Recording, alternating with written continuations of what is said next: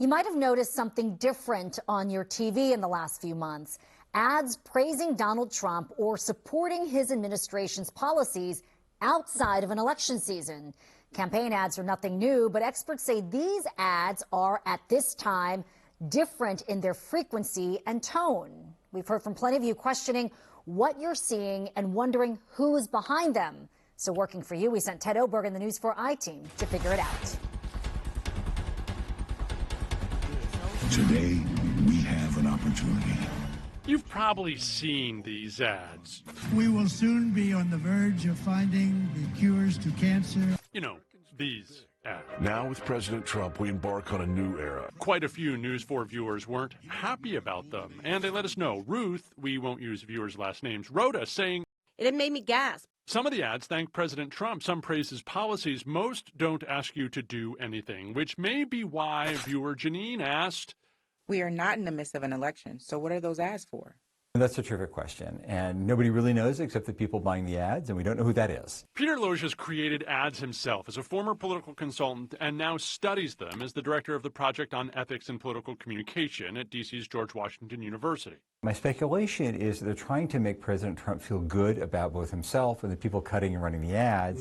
Since President Trump's inauguration in January, we found at least 6 groups bought time for what the feds call non-candidate issue ads on D.C. broadcast television stations. According to the ad tracking and analysis firm Ad Impact, those groups spent $7.2 million buying those ads in D.C. The groups must disclose the entity that writes the check to pay for the ad time, but not details about the group's funder.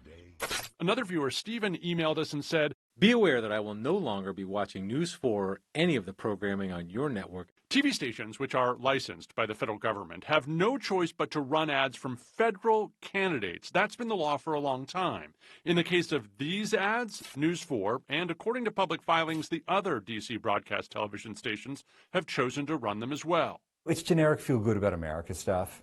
Clearly, it's not fooling everybody and sucking everybody in because people are angry and complaining about it. But viewers want to know a lot more. Brian told us, "You should really trace the source of the funding for these ads." That's a little harder.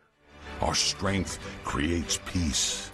That's one of the ads paid for by a group called National Interest Action, which lists their address at this building in Alexandria and that firm. But they're not a think tank or a bank or where the money comes from. They're an election compliance and political financial management firm. It's also where the trail goes cold on where the money's coming from.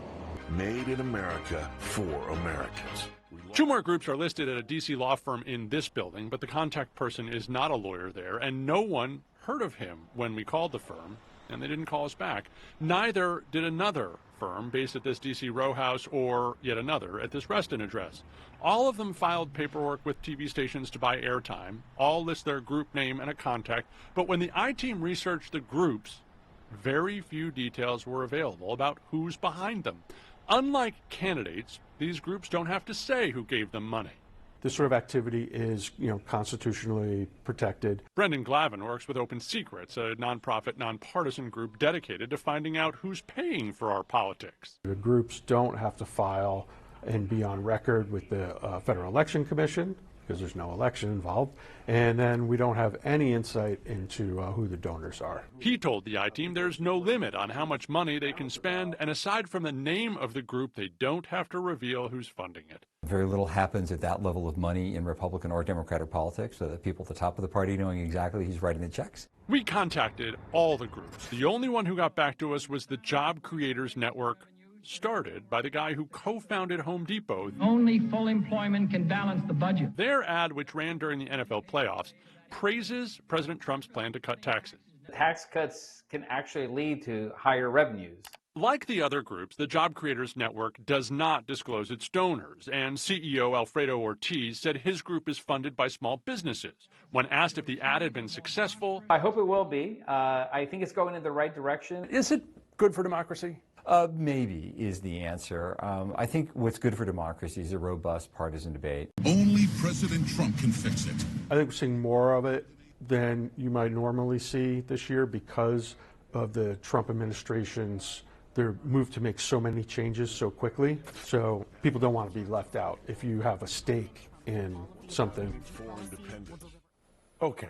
But here's one more interesting point. According to public filings and that group Ad Impact, some of these ads have also aired in West Palm Beach, Florida.